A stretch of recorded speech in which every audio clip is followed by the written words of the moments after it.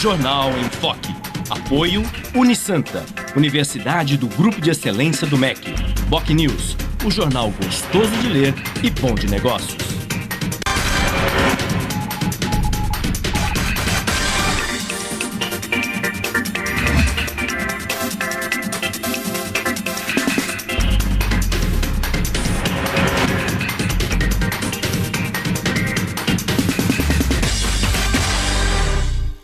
Olá, bom dia. Começa agora pela Santa Cecília TV, ao vivo, uma nova edição do Jornal em Foque. E nesta terça-feira, dia 24 de março, nós estamos recebendo com muito prazer o advogado, professor de Direito Tributário, Robson Amador, e a colega jornalista da RA, a R. Amaral Associados, Verônica Mendrona, como comentarista do programa de hoje. Vamos conhecer agora as manchetes de hoje dos principais jornais e sites com a colega jornalista Cris Chalubi. Bom dia, Cris. Bom dia, Chico. Bom dia a todos. Na Folha de São Paulo de hoje, a agência SP mantém selo do Brasil de bom pagador. O Estado de São Paulo, Dilma promete a Lula e ao PT que vai rever pontos do ajuste fiscal. Em A Tribuna, Canal do Porto ficará sob gestão privada. No Boc News, juiz abre ação penal contra 27 investigados na Operação Lava Jato. Santa Portal, deputado pretende buscar melhorias para a Baixada junto ao governo do estado. G1 Santos e região, ministro da Pesca e Aquicultura visita terminais da região. E no portal da UOL, propina de 4 contratos da Petrobras foi de R$ 136 mil. Parte foi para o PT, de juiz. Chico? Obrigado, Cris. Muito bem, e no programa de hoje nós vamos falar sobre imposto de renda, já que os contribuintes brasileiros têm até o próximo dia 30 de abril para fazer a declaração anual e acertar as contas com o leão. O fato é que tudo que envolve imposto de renda no Brasil sempre gera muita polêmica, sempre causa muita discussão, muita celeuma. Afinal, nós temos aí situações do tipo, como a alíquota do imposto de renda, normalmente ela está muito abaixo daquilo que seria necessário, muito abaixo da inflação. A correção é irrisória, assim como é o caso dos gastos com educação no Brasil. Infelizmente, não se pode gastar nada com educação, embora a educação pública esteja muito abaixo do desejável. Isto sem falar na velha tese defendida pelo saudoso governador Franco Montoro, quando senador da República, que dizia, àquela época, que salário não é renda. Infelizmente, no Brasil, os governos insensíveis e vorazes e com uma fúria tributária não assimilam essa tese e continuam tributando e taxando a população cada vez mais. E os contribuintes, com isso, tendem a acertar as suas contas com o imposto de renda. No programa de hoje, nós vamos debater em profundidade essa questão do imposto de renda. O nosso convidado, o advogado Robson Amador, que é professor de Direito Tributário, é um especialista na matéria e vai dirimir todas as principais dúvidas relativas ao imposto de renda e oferecer também aos nossos telespectadores dicas para facilitar a declaração, esse ajuste de contas com o leão do IR. Mas tudo isso vocês acompanham assim que a Cris informar a previsão do tempo e movimento de balsas e estradas para hoje. Cris. A previsão para esta terça é de sol com muitas nuvens durante o dia. Mas, segundo o Climatempo, pode chover a qualquer hora. A temperatura varia entre 21 e 29 graus. Estradas. O sistema Anchieta Imigrantes está em operação normal 5x5. O tráfego é lento no sentido São Paulo. Já as rodovias Cônego Domênico Rangoni e Padre Manuel da Nóbrega apresentam tráfego normal em ambos os sentidos. Balsas. 7 embarcações operam na travessia Santos-Guarujá. Em Santos, a demora é de 10 minutos. Já no Guarujá, 25 minutos. A travessia Guarujá-Bertioga opera com apenas uma embarcação em 20 minutos de espera.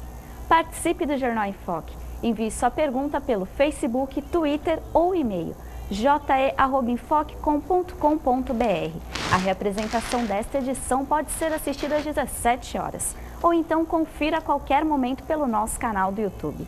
Chico? Obrigado, Cris. Nós vamos agora para um rápido intervalo e voltaremos em seguida para discutir imposto de renda com o especialista Robson Amador, que é advogado e professor de Direito Tributário. Voltamos já.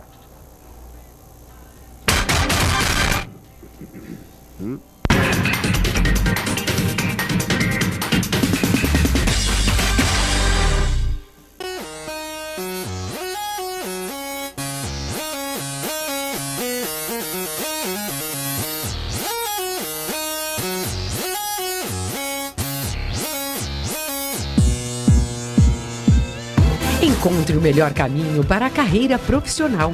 Venha para a 27ª Feira de Profissões da Unisanta e assista gratuitamente a palestras e oficinas para esclarecer suas dúvidas com os professores e os alunos de todos os cursos da Universidade Santa Cecília. Apresentações de dança e visitas aos estandes interativos, laboratórios, clínicas e outros ambientes. Dia 29 de abril, das 9 às 13 horas e das 19 às 21h30, na Universidade Santa Cecília. Entrada franca com sorteio de brindes. Feira de Profissões Unisanta.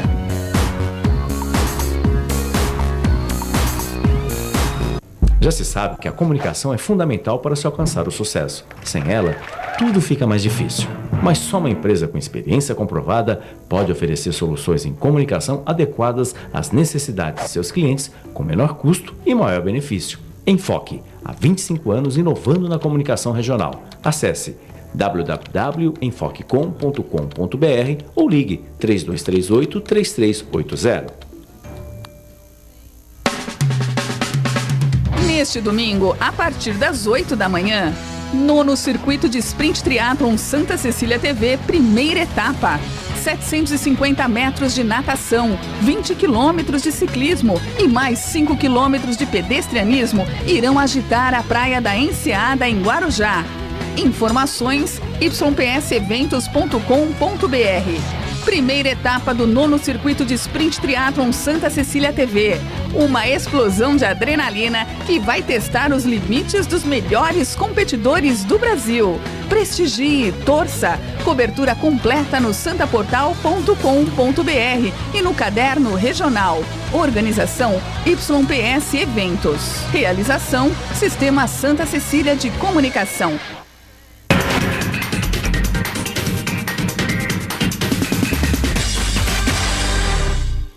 Muito bem, estamos de volta com o Jornal em Foque desta terça-feira, 24 de março, e hoje recebendo com muito prazer o advogado e professor de Direito Tributário Robson Amador e como comentarista a colega jornalista Verônica Mendrona, que integra a equipe da R. Amaral Associados. Eu gostaria de começar essa entrevista, Robson, exatamente para dirimir dúvidas dos nossos telespectadores com relação ao imposto de renda, que para determinada parcela da população, esse período é sempre um período complicado, difícil e de preocupação. Não apenas pelo acerto de contas com o leão, que é sempre voraz, mas sobretudo para a elaboração da declaração, que não é tão simples para muitas pessoas. Pergunto a você que é um especialista. Hoje em dia, qualquer pessoa, o cidadão comum, tem facilidade para declarar imposto de renda? Bom dia e obrigado pela presença. Bom dia, Vascala. Bom dia, Verônica. Prazer estar aqui. Bom dia aos telespectadores. De fato, nós temos aqui uma situação, sem dúvida alguma, a Receita Federal do Brasil procura a cada ano democratizar o acesso e a transmissão de dados do contribuinte por meio da declaração de imposto de renda, né? Eu falo democratizar porque alguns anos atrás, uma década, por exemplo, apenas os chamados contadores, contabilistas, tinham essa função, né? Você levava ali os seus documentos para aquele escritório para que ele pudesse lavrar ali a declaração por escrito, né? Preenchimento de formulários. Depois houve uma evolução para o campo da informática, com os disquetes, né? Os CDs. Hoje nós temos aí o acesso franqueado pela internet para todo e qualquer contribuinte, né? Agora, a questão da facilidade vai depender da situação do contribuinte. Né? Se nós temos ali uma situação simples de um contribuinte que é assalariado, que já tem ali, por obrigação legal, inclusive, a empresa já apresenta o informe de rendimentos e dá ali a disponibilidade para ele poder, por meio daquele documento, transmitir para a sua declaração de imposto de renda, se torna fácil, objetivo, apenas uma cópia das informações que ele ali documentalmente já possui. Certo. Agora, existem situações que necessariamente você precisa de um intérprete, né? De alguém que olha a legislação, que olha, por exemplo, o fato jurídico que aconteceu com o contribuinte, ou seja, uma compra e venda de um imóvel, né? Uma compra e venda de um ativo financeiro, enfim.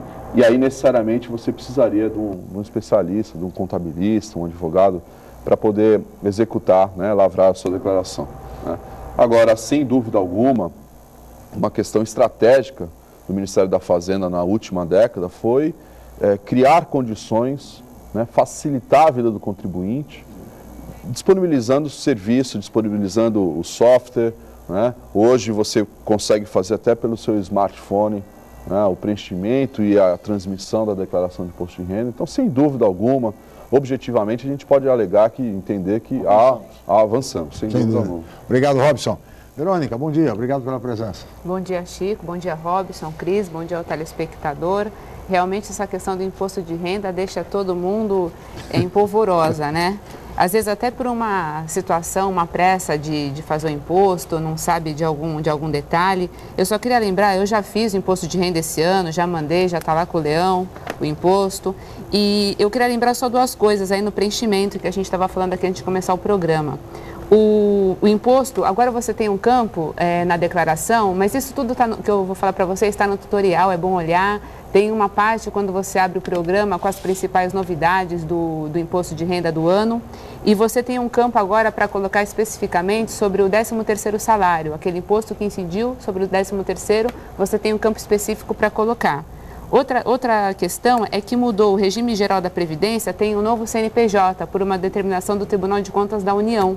Então isso também mudou. Então, se você vai importar os dados do ano passado, é bom você perceber ali que mudou o CNPJ, você tem que mudar o número, tá?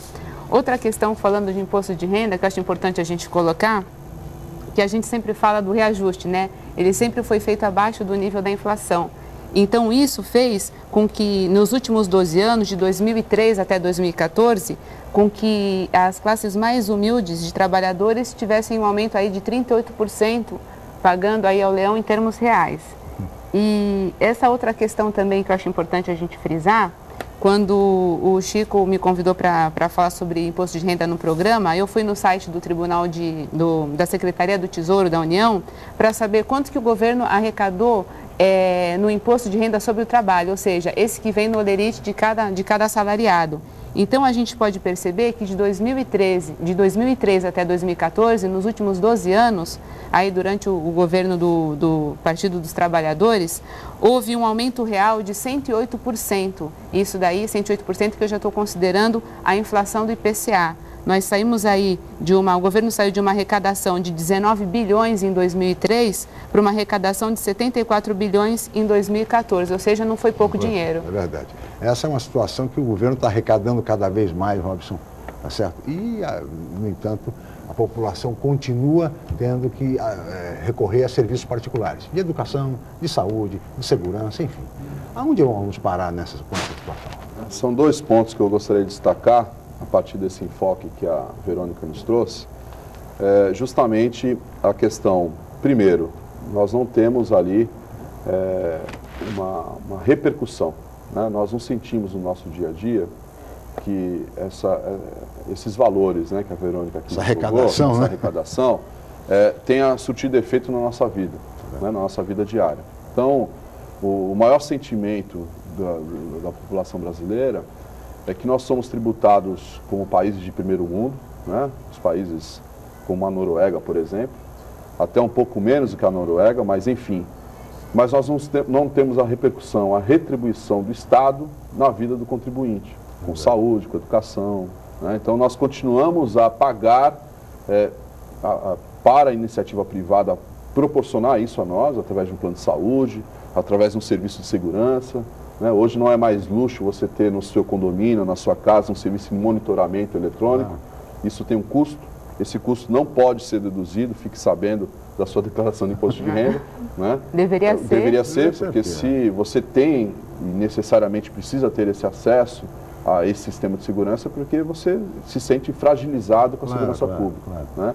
Então, são essas situações que a Constituição Federal ela garante lá no artigo 6º que todos nós brasileiros temos que ter, né, como direito social, saúde, educação, lazer, moradia, né, uma previdência. Enquanto o Estado não fornece isso a nós, né, não caberia a nós, né, termos como condição para termos ali uma vida digna, proporcionar esse bem-estar a nós e a nossa família. Né. O outro ponto é que, sem dúvida alguma, a Secretaria da Receita Federal, é bom que se diga isso, ela não é responsável por esse disparate que existe entre arrecadação e retribuição. Né? A Secretaria da Receita Federal é responsável apenas pela arrecadação e faz um serviço de extrema eficiência, e é bom que se diga isso. Né? Na verdade, o que nós precisamos é de uma vontade política. Nós precisamos, por exemplo, diminuir o gasto público. Né?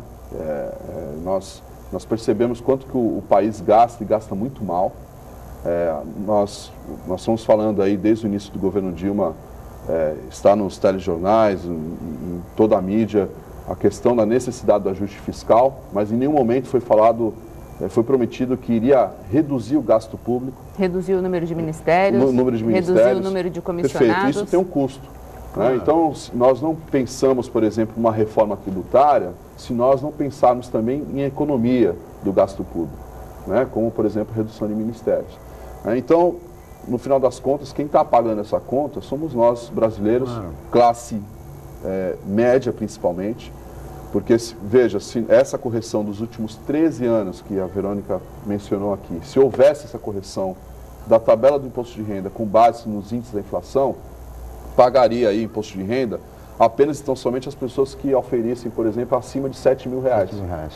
Então, qual que foi a estratégia do governo nesses últimos anos, nas últimas décadas? Incluir mais pessoas na base da pirâmide da arrecadação. Né? Então, hoje, um trabalhador, né, que ganha ali por volta de R$1.800 já é convidado a pagar 7% do imposto de renda. Convenhamos, né? Convenhamos. E aí, Robson, se você me permite, Verônica, a gente tem de voltar a remeter à tese do saudoso governador Montoro. Salário não é renda. Não é possível que um cidadão que receba R$1.800 no Brasil, o que significa algo em torno de 2 salários mínimos, mais ou menos, esse cidadão seja tributado na fonte pagando imposto de renda. Não tem sentido uma coisa dessa, é uma coisa ilógica, de uma insensibilidade. Chega a ser desumano que um cidadão que recebe R$1.800 no Brasil, com a inflação que nós temos, e basta ir ao supermercado para ver a inflação, que essa conversa mole de inflação de 6,5%, IPCA, isso é uma mentira deslavada. Basta ir ao supermercado para verificar quanto é que se gasta hoje. Na feira livre, a Verônica certamente vai à feira livre. Eu vou ao supermercado, eu vou também, o Robson. Quer dizer, qualquer pessoa, qualquer dona de casa sabe disso. E vem essa conversa mole de que é 6,5%, e a correção nem de 6,5% será. O governo briga para ser de 4,5% essa correção, abaixo da inflação, a correção do imposto de renda. Então não é justo. E vale a tese sempre do Montoro. Salário não é renda. Renda é outra coisa. Salário é para sobreviver. Mas no Brasil entende-se que salário é renda. E tributa-se um cidadão que ganha R$1.800 por mês. Ora, convenhamos. É desumano, para não dizer que é cruel esse tipo de situação. Tecnicamente, Chico, quando você lembra as palavras do saudoso Franco Montoro, a questão do salário não ser renda, na verdade, o Código Tributário Nacional fala que renda é tudo aquilo que acresce ao seu patrimônio. E nem tudo, na melhor verdade. Comer, exatamente, aquilo que você ganha como salário para dispor das suas necessidades básicas, né? Aquilo que necessariamente você precisa obter para ter uma vida digna. Isso não sou eu que estou falando. Sim. Está na lei. O Código Tributário Nacional, desde 1966, está lá disponível isso. Né? Então, nós temos essas distorções que são rasgadas, né? O mandamento legal, a Constituição Federal, o Código Tributário Nacional, hoje é rasgado pelo governo, não é o governo do PT, não, desde o governo FHC, isso os governos são insensíveis mesmo, não adianta. Então, isso acaba distorcendo aquilo que a legislação fala. Você só iria tributar sobre aquilo que acrescesse seu patrimônio. Né? Por isso que, até um ponto que a gente poderia destacar também, semana passada o governador do Acre, do partido do PCdoB, ingressou com uma ação declaratória de inconstitucionalidade no Supremo Tribunal Federal para regulamentar o imposto sobre grandes fortunas. Qual que é a tese defendida pelo então governador? É que, como o imposto de grandes fortunas está previsto na Constituição desde 1988, mas até hoje não foi regulamentado, qual que é a ideia dele? Poder, para ajustar o nosso orçamento público, ou seja, pagar imposto de renda somente àqueles que são mais abastados, ter em contrapartida uma espécie de receita prevista na Constituição, porém não regulamentada, e que ali, segundo a proposta defendida por ele nessa ação declaratória, para fazer com que o Supremo Tribunal Federal dê o prazo de 180 dias para o Congresso Nacional regulamentar. E aí a proposta ali defendida é que as pessoas que oferecem mais de 4 milhões de reais pudessem pagar o imposto sobre grandes fortunas, né? Na verdade, esse imposto ele é muito defendido principalmente nos países desenvolvidos. E sempre foi muito defendido pelo PT também. Inclusive, mas até desde o ingresso dele no governo, não mais falou sobre esse assunto e me parece que também não há vontade política, né? Então, todo o sistema tributário nacional precisa ser reagendado. Se nós tivéssemos, por exemplo, uma tributação somente sobre o patrimônio, sim, e não sobre o consumo, né, eu estaria concordando com essa tese. Claro. Né? Se nós não pagássemos ICMS sobre tudo aquilo que nós consumimos, né? A água que nós consumimos tem ICMS, 32% sobre a água, né? Sobre recurso natural. Se nós não tivéssemos essa tributação, eu concordo que nós teríamos ali o imposto sobre grandes fortunas. Eu concordo que nós pudéssemos, por exemplo, quem estivesse oferindo R$2.000 por mês pagasse imposto sobre a renda. O problema é que nós pagamos aqui, no patrimônio, e pagamos no consumo. Né? Nós freamos a economia porque nós tiramos a oportunidade do brasileiro ter acesso a alguns bens de consumo, inclusive os básicos, e também tributamos o patrimônio dele. Né? Então, esse é o grande problema que eu vejo no momento. Né? Aliada a toda essa discussão, o problema do gasto público, nós vivemos aqui o que Alfredo Augusto Becker, um doutrinador, que lá escreveu uma obra chamada Carnaval Tributário. Essa obra foi escrita em 1976, né? E de lá para cá, a sensação é como o escritor tivesse lavrado essa obra nesse exato momento, porque nada mudou. O sistema tributário é terrível, né? Ele, muito embora seja engenhoso, ele passa a ser custoso para o contribuinte, né? Então, nós vivemos ainda nesse carnaval tributário, né? Nós vivemos ainda sob a égide do governo cobrando e não nos devolvendo. É por essas e por outras, Verônica, que o trabalhador tem de trabalhar 4 meses por ano para pagar seus impostos.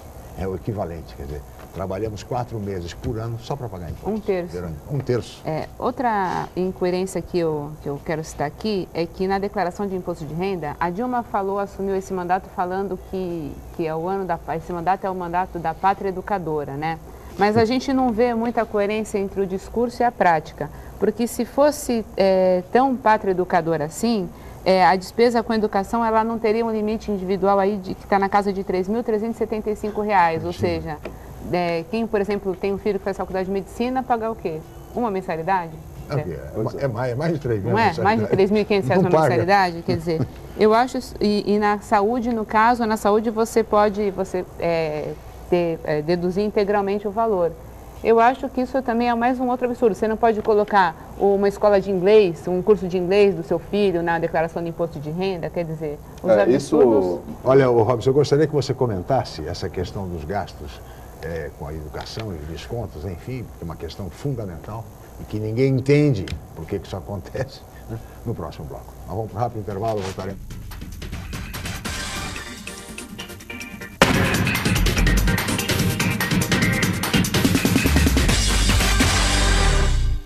Academia Unisanta. Bem-estar, saúde e qualidade de vida. Mais de 80 aparelhos de última geração. Profissionais qualificados para orientar as atividades de modo personalizado.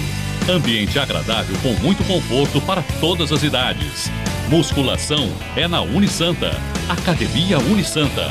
Dê uma força para a sua saúde. Informações 3202-7126. Em novo formato, o site bocnews.com está mais interativo, dinâmico, com conteúdo ampliado e canal próprio de TV na internet. São mais notícias com credibilidade para curtir e compartilhar, em qualquer hora e lugar, seja pelo computador, tablet ou celular. Inclua o bocnews.com na lista dos seus favoritos e tenha ao seu lado a informação indispensável para o dia a dia. Jornal Bocnews e bocnews.com. Experiência e inovação para bem informar. Nesta quarta, a partir das 9 da noite no Baccará Backstage, De Humor com Eduardo Jericó. Convites à venda no Baccará. Rua Oswaldo Cochrane 64 Santos. Informações 3321-3310. De Humor com Eduardo Jericó.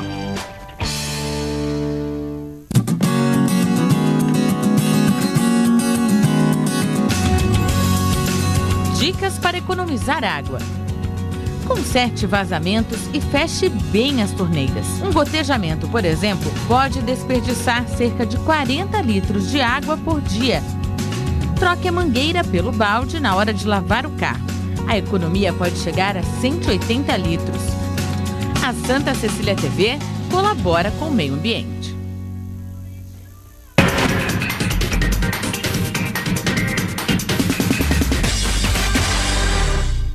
Muito bem, estamos de volta com o Jornal em Foque desta terça-feira, 24 de março. Nós estamos ao vivo e recebendo com muito prazer o advogado, professor de Direito Tributário, Robson Amador, tirando todas as dúvidas, falando sobre o imposto de renda, e a colega jornalista Verônica Mendrona, que faz parte da equipe da R. Amaral Associados. A Verônica, no bloco anterior, Robson, deixou uma questão com relação aos gastos com a educação. Por que, em síntese, só se pode deduzir cerca de R$3.000 da educação? Não é um absurdo uma coisa dessa? Estamos muito longe de sermos considerados uma pátria educadora, né? Veja que o governo Dilma estabeleceu isso como meta e já teve problemas de ordem política, inclusive com a saída do seu ministro, né, da Educação. Mas, enfim, esse não é o ponto do nosso debate hoje. E a questão da limitação, de fato, ela interfere na vida do brasileiro, né? Porque qualquer mensalidade, por exemplo, aqui na nossa região, mensalidade escolar, quer no seu nível fundamental, nível básico, até o ensino superior, certamente o pai, o contribuinte, ele vai extrapolar esse limite de 3.000 por ano, né? Então, isso acaba interferindo na tributação. Vejamos, imaginamos aqui de um contribuinte que tem uma despesa de R$1.000 por mês com educação. Que tenhamos aqui que convir que não há aí um excesso, um luxo, né? Nós estamos falando de uma escola básica, que não seja em regime integral, por exemplo. Sim. Mas, enfim, nós teremos ali um gasto de em torno de R$12.000 a R$13.000 por ano, né? Isso com um filho só, hein? Isso com um filho só. Então, vamos imaginar essa situação que o governo só autoriza você deduzir do seu imposto de renda R$3.000. O saldo de R$9.000 a R$10.000, inclusive, vai servir como presunção de que o trabalhador teve aquela renda. Perceba? Sim. Então, ele declarando que teve R$13.000 de despesa, obviamente, qual que é a interpretação que vai surgir na declaração de imposto de renda? Ele ganhou R$13.000. Então, nós vamos tributar sobre esses R$9.000.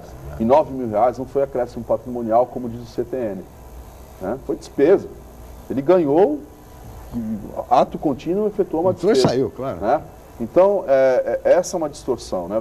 Você está tributando sobre uma presunção de gasto, você está tributando sobre aquilo que não é renda, né? Sem falar que... De repente é mais fácil o cidadão nem declarar esse gasto com a educação. Exatamente. Para não ser tributado. Exatamente. Aí você induz as pessoas a terem uma sonegação. Né? Então, outro raciocínio, se nós acabássemos aqui com a iniciativa privada na educação, nós teríamos oferta pública, espaço público para todo estudante ter aí acesso fundamental ao ensino superior, poder estudar? Não teríamos.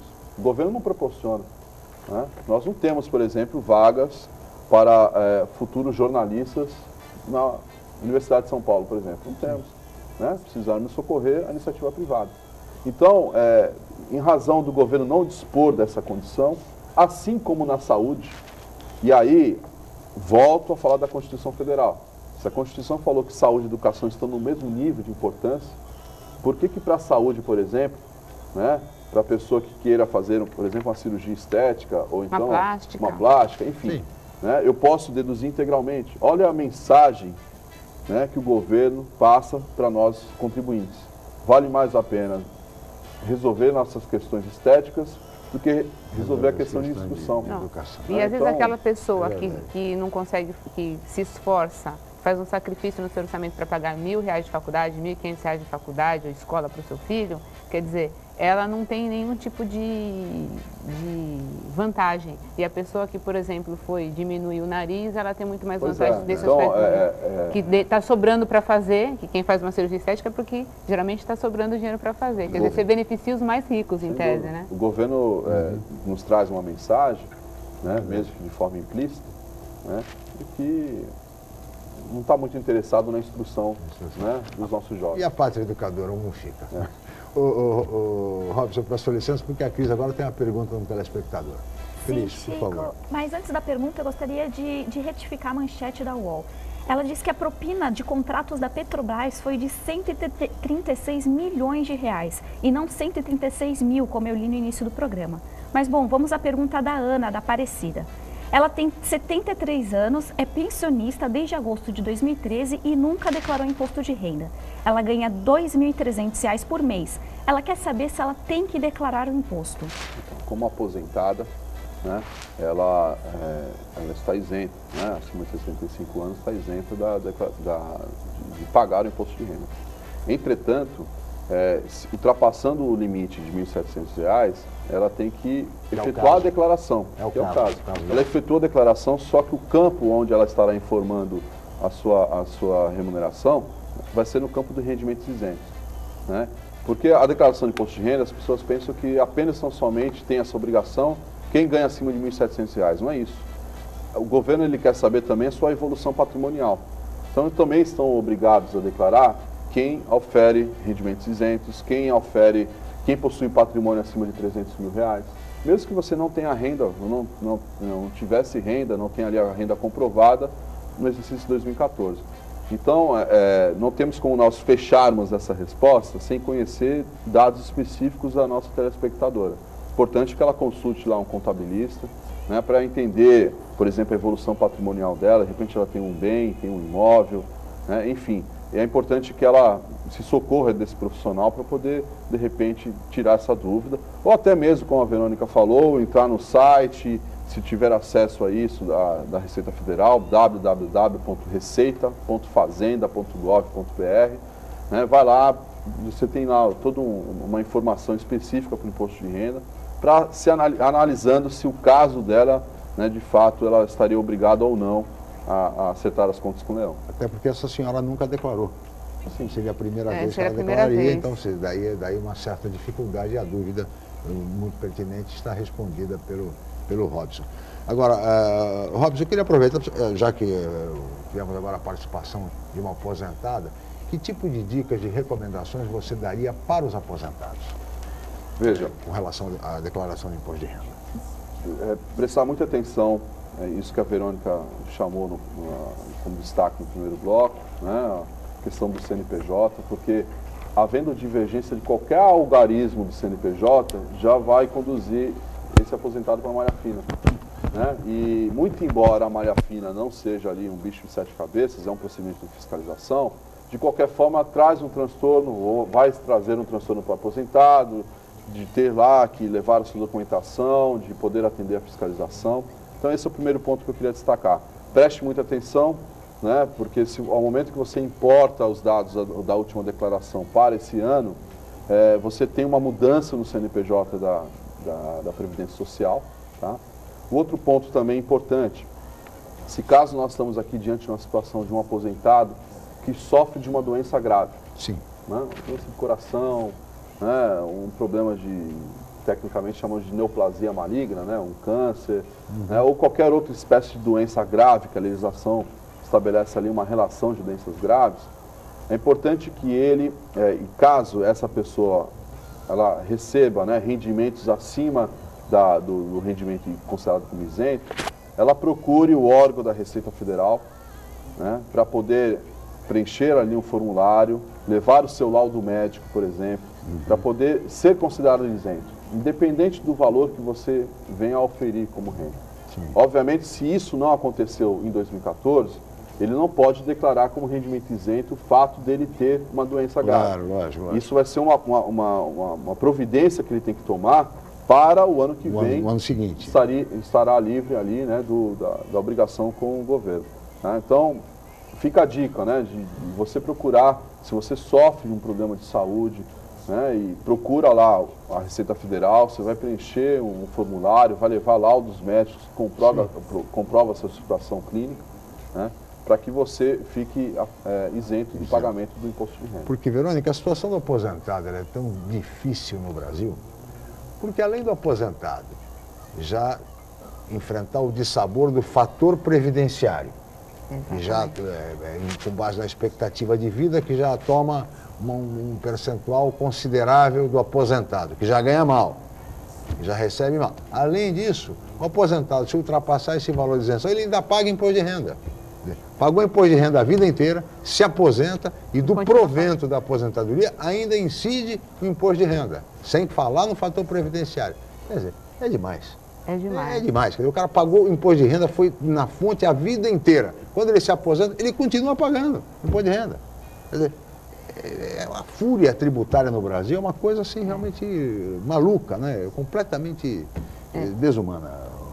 Robson, eu queria aproveitar e te perguntar, acho que uma situação que acontece muito aqui em Santos é a questão dos imóveis, né? Uma pessoa que tinha um imóvel e agora esse imóvel custava aí R$200 mil e esse imóvel teve uma valorização até por conta do mercado imobiliário. Hoje esse imóvel está custando aí, ela conseguiu vender por R$450 mil. Como que fica a declaração dessa pessoa que vendeu? Então, Verônica, se ela vendeu esse imóvel para poder adquirir outro para a sua moradia, no prazo de 6 meses, esse ganho, chamado ganho de capital, estaria isento, né?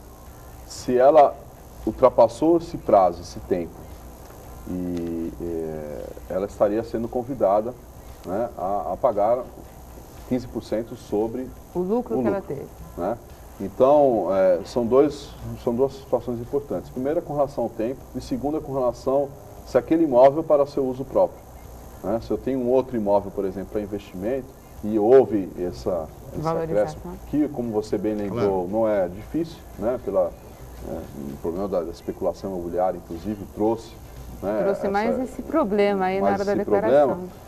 Ele vai ter que pagar um imposto sobre a renda, né? E hoje é muito importante, um outro ponto a ser destacado, é que ao momento que você disponibiliza essa informação na sua escritura de compra e venda do imóvel, o cartório de registro de imóvel já é obrigado pela Receita Federal, cartório, informar, através de uma declaração chamada de imóvel, informar a Receita Federal. Isso quer dizer que, se você efetuou essa informação na sua declaração, você vai ter que espelhar isso na sua declaração de imposto de renda, né? Se você colocou ali na escritura quanto que efetivamente foi feita a venda, vai ter que ser espelhado isso na sua declaração. Porque esse dado vai cruzar lá na frente. Vai cruzar lá na frente. Qualquer divergência de centavos, isso não é uma pessoa que está por trás desse sistema, o próprio sistema hoje é inteligente de fazer o cruzamento dessas informações e, se for o caso, convidar tanto o comprador como o vendedor e até mesmo o próprio cartório de imóveis a prestar sua informação, né, na chamada malha fina. Por que, Robson, aproveitando só o gancho que a Verônica colocou, você é obrigado na sua declaração com relação ao valor do imóvel, repetir sempre o mesmo valor de origem. A gente não atualiza o valor. Se você quer vender, um imóvel está lá por R$50 mil, mas ele vale 500. Veja. E aí por que você é obrigado a manter esses 15% sobre o lucro? Eu quero aproveitar e fazer uma crítica à questão da estrutura da Receita Federal, de não ser transparente com o contribuinte. Isso é um mandamento constitucional e essas dúvidas surgem justamente porque o contribuinte não é informado, né? Há necessidade, de repente, de uma interpretação de um profissional. Sim. Quando, na verdade, se é uma informação pública, né, isso deveria ser disponibilizado. Então, por exemplo, esse ponto que você está alegando da necessidade ou não de você reproduzir ano após ano o valor do seu imóvel. Existem interpretações com base em julgamentos da Delegacia da Receita Federal, de processos administrativos, inclusive que eu conduzi, no sentido de que você poderá apenas atualizar o valor do seu imóvel se você teve ali, por exemplo, comprovantes de reformas que foram feitas. Sim. Né? De melhorias. Modernização. Tá certo? Então é até importante que o telespectador esteja hoje nos ouvindo. Preste atenção, quando você for fazer uma reforma, guarde ali os seus comprovantes, né? Porque aquilo ali trouxe uma melhoria para o seu imóvel e, consequentemente, pode ter sofrido um ágio, né, o seu bem, justamente por conta daquela reforma. E se, porventura, nós estamos aqui, você faz essa mudança, essa alteração no valor, a Receita Federal lhe convida, né, para dizer, peraí, você teve uma evolução patrimonial. E o que justifica essa evolução patrimonial? A reforma. Você teria que comprovar isso né, através de notas fiscais, enfim. Só que... É que a reforma nunca não valoriza tanto quanto a especulação imobiliária. Exatamente. O mercado, né? E aí o que suporta isso? Né? De repente um laudo... Veja quantas complicações vão surgindo para que você prove, né, que dinheiro no bolso você não teve. Né? E aí voltaremos a lembrar do Franco Montoro. Né? Você não teve acréscimo patrimonial. Né? Então você não deveria ser tributado. Aquilo ali foi uma circunstância de mercado. O mercado falou que o seu imóvel não vale mais 300, vale 500 agora. E se você mora há 30 anos, 40 anos no mesmo imóvel, então, vale esse é o ponto. Essa nebulosidade de informação é que traz essa insegurança jurídica, penso eu. Robson, eu peço sua licença, Verônica, vamos para mais um rápido intervalo e voltaremos em seguida para o Jornal em Foque.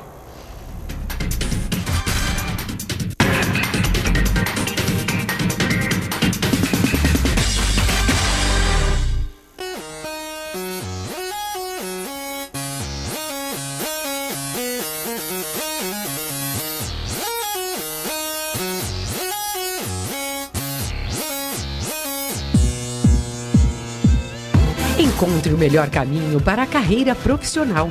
Venha para a 27ª Feira de Profissões da Unisanta e assista gratuitamente a palestras e oficinas para esclarecer suas dúvidas com os professores e os alunos de todos os cursos da Universidade Santa Cecília. Apresentações de dança e visitas aos estandes interativos, laboratórios, clínicas e outros ambientes. Dia 29 de abril, das 9 às 13 horas e das 19 às 21h30. Na Universidade Santa Cecília. Entrada franca com sorteio de brindes. Feira de Profissões Unisanta.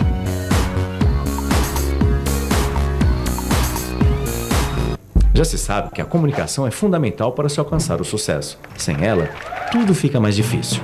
Mas só uma empresa com experiência comprovada pode oferecer soluções em comunicação adequadas às necessidades de seus clientes com menor custo e maior benefício. Enfoque, há 25 anos inovando na comunicação regional. Acesse www.enfoquecom.com.br ou ligue 3238-3380.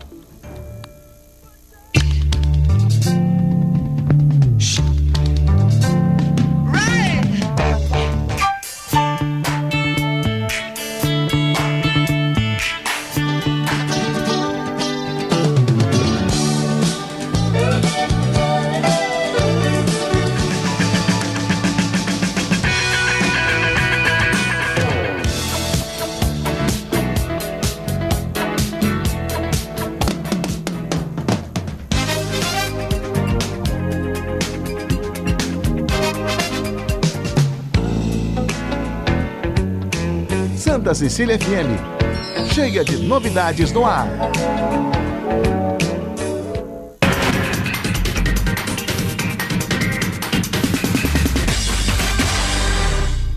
Muito bem, de volta com o Jornal em Foque desta terça-feira, 24 de março, e recebendo hoje com muito prazer o advogado, professor de Direito Tributário, Robson Amador, que é um especialista em imposto de renda, e a colega jornalista Verônica Mendrona, que tem mais uma pergunta para o nosso convidado. Verônica, por favor.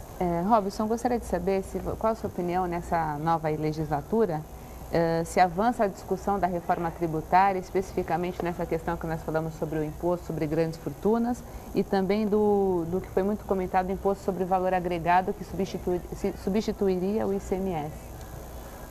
Verônica, eu penso que seria necessário, indispensável, reforma tributária, assim como a previdenciária, né, como está sendo tentado agora, política, trabalhista, enfim, nós temos várias demandas que estão sendo prorrogadas legislatura a cada legislatura, né?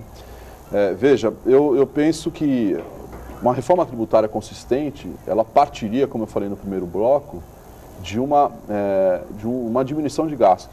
Se não houver diminuição de gasto, naturalmente a máquina vai exigir uma maior arrecadação. Então eu não consigo ter ali uma expectativa ou vontade, identificar uma vontade política para reduzir o gasto público. Naturalmente, eu não tenho como prever, né, e dizer para você que haverá diminuição na arrecadação. São dois pontos. Veja que um exemplo claro, voltando a essa questão da educação, em 2014, a Ordem dos Advogados do Brasil entrou com uma ação declaratória de inconstitucionalidade para discutir esse limite da educação. Está lá na pauta do Supremo Tribunal Federal, né, cuja relatoria da ministra Rosa Weber. E de lá para cá, se você entrar no site do STF, você vai ver que está na conclusão, ou seja, está esperando uma decisão. Então, veja, nós estamos há mais de um ano com essa ação no colo do Supremo Tribunal Federal para ser resolvida, e até hoje não foi resolvida. É questão indispensável, isso vai interferir na vida do contribuinte. Já interfere, né? né, Então, Robson? você percebe que não há vontade política dos três poderes. Sim. Do Poder Executivo, imagina que é uma questão de renúncia fiscal, né? Porque se autorizar que nós viemos a gastar, né, não ter uma limitação sobre o gasto com educação, isso vai interferir no meu recolhimento de imposto de renda. Não há vontade política, por exemplo, do Legislativo, porque, veja, estão muito mais preocupados em abocanhar parte do governo, né, na gestão do governo, do que na vida do contribuinte brasileiro. Né? Não há... Você vê historicamente que existem vários projetos de lei que foram arquivados, né? No fim do dia arquivaram porque não há espaço no orçamento público, essa é a justificativa. Né? E também você vê toda vez que o STF ele é convidado a se manifestar sobre os direitos e garantias do contribuinte, há sempre uma justificativa de que esse assunto o Supremo Tribunal não pode estar, ele não é competente para falar sobre isso, e sim o Legislativo. Ele passa a bola, né? Ele faz como o Pôncio Pilatos, ele lava as mãos, né? Manda lá para o Legislativo, e para que o Legislativo tenha essa incumbência de poder legislar. Né? Então, veja, nós estamos diante de uma situação que há falta de vontade política, muito mais preocupado pela necessidade do aumento do gasto público. Né? O governo parou durante décadas de investir na infraestrutura do país, e aí hoje ele, por conta de uma série de circunstâncias, né, por causa de Copa do Mundo, de Olimpíada, né, de mostrar ali uma cara, digamos, nova para o país, tem que gastar. Né? Preciso ter uma dispensa, eu preciso ter ali uma receita. Estão pensando em voltar com a CPMF, por exemplo. Por quê? O que justifica? A CPMF foi criada no governo, né, lá então o ministro Ademir Jatene, para poder cobrir despesas com saúde. E depois foram incorporando para outras coisas. Exato, entrou no cofre do Tesouro Nacional. Perfeito. Na Então, Caixa Única, e aí... Verônica, respondendo a sua pergunta, Não há, indispensável a reforma tributária.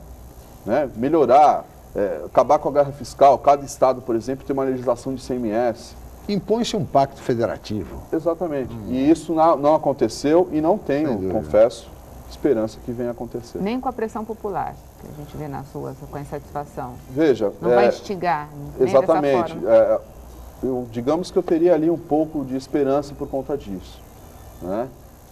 Agora, não é o suficiente. Não é o suficiente. Eu não vejo nenhum parlamentar hoje com essa bandeira, né, de poder colocar isso na pauta do Congresso, né, com prioridade no Congresso. E não discutir com profundidade. Não tem. É difícil. Você falou em educação agora, no limite de gastos com a educação, da ordem de R$3.000, o que já dissemos aqui, é um absurdo. E com relação à saúde, Robson? Na saúde não há limites. Não pode ser. E agora, que cuidados o contribuinte deve ter? E que cuidados devem ter também os profissionais liberais da área da saúde com relação ao imposto de renda? Veja, desde 2014, os profissionais da área da saúde estão sendo convidados a poder declarar as suas receitas, identificando, inclusive, o CPF do seu paciente. Então, a recomendação que eu trago ao telespectador é tome muito cuidado. Hoje, você corre um grande risco de ser jogada a sua declaração automaticamente para uma área fina por conta das despesas que você aplica ali, você identifica, você declara na sua declaração, né? Você presta a sua declaração. Então, esteja sempre munido de um recibo, esteja sempre munido, por exemplo, de um contrato de prestação de serviço médico, do CPF, do CPF do prestador, do CNPJ da clínica, do laboratório. Se porventura, isso até é uma dica que eu dou, né, ao nosso telespectador, a partir desse momento você tiver uma despesa com saúde, e sempre tem aquela situação, né, digamos, vamos abrir aí, né, essa caixa de Pandora, né, ou seja, você tem um preço com nota fiscal, um preço sem nota fiscal.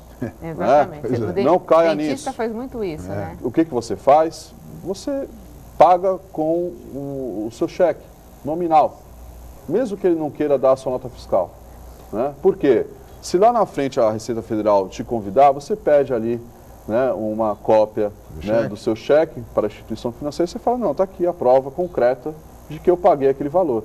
Se ele não emitiu a nota, se não declarou essa informação, vai ser um problema dele, médico, profissional da área médica, com a Receita Federal.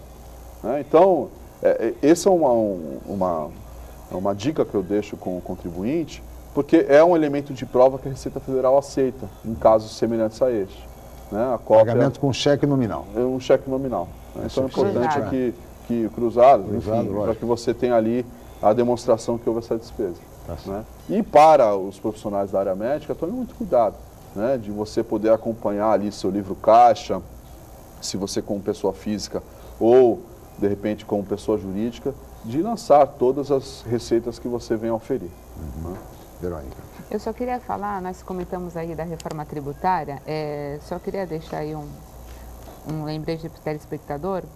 Hoje, de tudo que o governo arrecada, né, por isso que se fala tanto em impacto federativo, de tudo que o governo arrecada de impostos, a União fica com 67,8% de todos os impostos, os estados com 26% e os municípios apenas com 6,2%. Ou seja, só que é na porta aqui do prefeito que todo mundo vai reclamar, né? Que a gente fala que ninguém mora no estado, ninguém mora na União. São figuras jurídicas abstratas, as pessoas moram no município mesmo e é aqui que as coisas acontecem. E, no entanto, fica com a menor parte do bolo, como sempre por isso a reforma tributária se impõe, né? Exatamente. Veja, desde 1988 foram criados muitos municípios. Sim. Né? A Constituição permitiu a criação de novos municípios. E muitos sobrevivem apenas do FPM. Do Fundo de Participação, exatamente. Se não fosse o Fundo de Participação, esses municípios não teriam como sobreviver. O que acontece? Você tem ali toda uma despesa pública para manter ali, por exemplo, o município. Claro. Então, muitos orçamentos de determinados municípios são suficientes apenas somente para o gasto público da administração pública. Né? Eu estava conversando esses dias com um servidor do município do Guarujá, muito preocupado com a questão se o município do Guarujá, por exemplo, for obrigado a pagar os seus precatórios, ele não teria dinheiro hoje para pagar a conta de luz do passe municipal. Né? Veja, eu tenho uma obrigação, um precatório, muitas vezes uma obrigação alimentar, ou seja, um crédito que tem que ser pago ao cidadão, claro, né? Ao munícipe, e você tem que efetuar esse pagamento.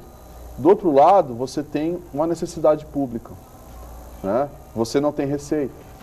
Como que o governo, por exemplo, municipal, vai chegar no final do ano e vai falar assim, olha, vou diminuir a alíquota do IPTU? Lida com essa realidade. Não tem. Então, quando eu falo no gasto público, ele é indispensável para você fazer qualquer reforma tributária.